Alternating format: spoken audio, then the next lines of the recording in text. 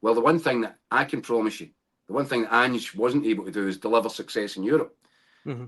So that's interesting. So, because previously, if you remember, I was at his last European game as Celtic manager, first time round, it was away to Valencia, and it didn't end well. But at that time, he'd say, you know, I'm not going to change my system. We are going to play the same way in Europe as we do at home. That's the only way the players learn. They'll get confident because they'll realise they can play this same style of football in Europe. That's what makes them better. Telling them they're not good enough and that they have to park a bus, well, that's bad for their confidence. It doesn't help anything. The team can't grow. That was his view. So I was interested when he came back. Well, how pragmatic are you going to be? Are you changed?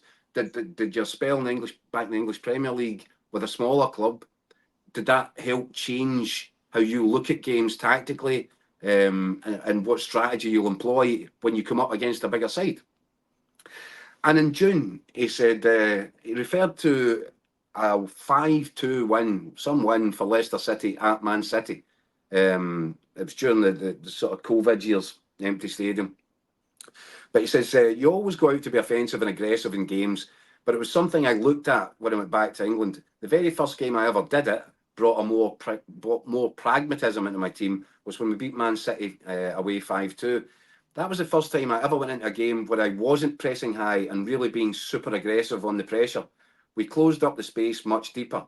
That was part of my growth as a coach, because I thought, okay, it's not how I see the game and how I want to play, and 90% of the time I won't do it. But when you're up against an opponent that actually wants to attract you out and exploit the space, there are always ways you can win. That was the first time in my career I did it, and I enjoyed it. I enjoyed the 5-2, absolutely. That's not how I work all the time, but it was an acknowledgement of the super quality of the team we were facing. Where did that Brendan go the other night? It's a fair point. Forgot about that. No, and I think I was there that day. I was there that day at Parkhead when you're talking about it, Jack, when Brendan got unveiled again, and I remember writing that piece about the Man City game, and I did think about it the other night, and see everything you've said there, and everything that Brendan said at the time. That tells me that Celtic, I believe, did actually get a wee bit cocky the other night and a wee bit over themselves.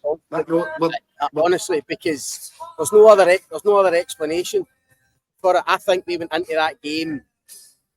No, listen, maybe cocky is the wrong word, but I think they looked at Dortmund and thought, nah, the way we are playing, the way we've started, what we did against Bratislava, we can actually go over there and have a go at them and go toe to toe with them. And obviously, in hindsight, it was totally the wrong move. All right, Scott. I think you're right. Then I've got a question for you. It's the same one as Daniel gave to me. Is that arrogant or is it naive? It has to be one or the other. I don't think it can be naivety, because how can it be naivety again? I mean, it's already happened so many times. As you say, that his quotes when he was unveiled again, it was clear he'd learned from it. He said he wasn't going to make the same mistakes. So that's why I don't think it is naivety. I genuinely believe they bit off more than they could chew the other night. They thought, I think they looked at Dortmund. Obviously, I don't think they've been great for them. And the way Celtic have been playing, albeit mostly in domestic games, but obviously the Bratislava game as well, I genuinely think they went into that thinking, now we can go toe-to-toe with this team.